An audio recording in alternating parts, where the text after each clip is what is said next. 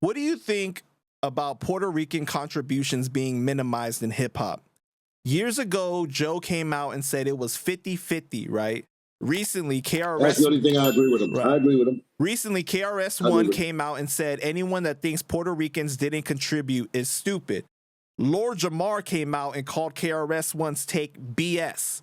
MC Shan came out recently and agreed with KRS-One, like he agreed in our interview that I did with him.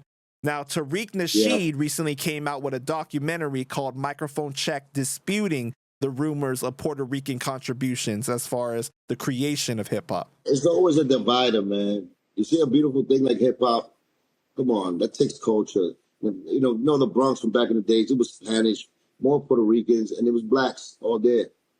Because KRS-One was saying that it was black, FBA, right? Foundational Black Americans with Puerto Ricans and Jamaicans that made hip-hop. He said it's those three. Yeah, I believe him. That's the rhythm of it. That's the swag of it. Caribbean, the hot bloodline, like to dance and party. You know what I'm saying? And the creativeness of being poor. We had nothing. We always was in the same spot. And hip hop created that ventilation, situation where you could vent out and have fun. And like I said, man, poor people invent shit from nothing. It's true. You know what I'm saying? We come up and we invent shit. That's how we are. You know, when we came up in Cuba, I take my island, for example. They got fucking, bathtubs with fucking Mack truck, fucking motors to get from Miami. I mean, from Havana to Miami. So people, when you put them together and they work as a team, creating incredible things. And, not everybody just did everything alone. You know what I'm saying? So for the black people, for the Spanish people, because ain't no Spanish people saying they ain't made hip hop ever. So you got this pro-black people that want to say that. Like, I think they're more of a pro-black situation where it's like, okay, they're inspiring their own people, they're black people, but don't take away from it. You know what I'm saying? Unity is what is beautiful about hip hop. There's no color line in hip hop ever. That's why we was all invited to that culture.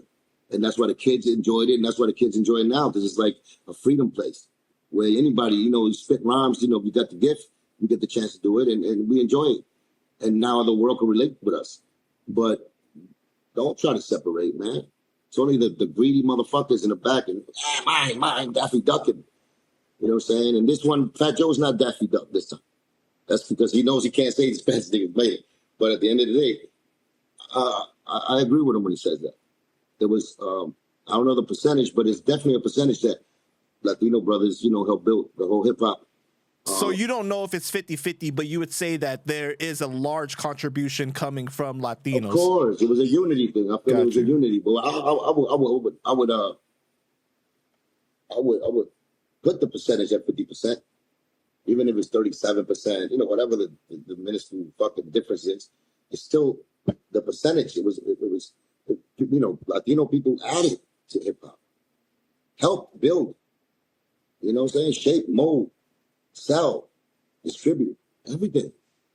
So somebody got mad back there and was like, fuck that. There was a division with somebody, a black and a Spanish motherfucker had an argument from the top players, and them start saying, fuck that. We claim it was us. And that's when it starts with the Daffy Duck, the being greedy, the trying to exert people from history. And that's what Joe's trying to do to my fucking name. So, of course I have a problem with that.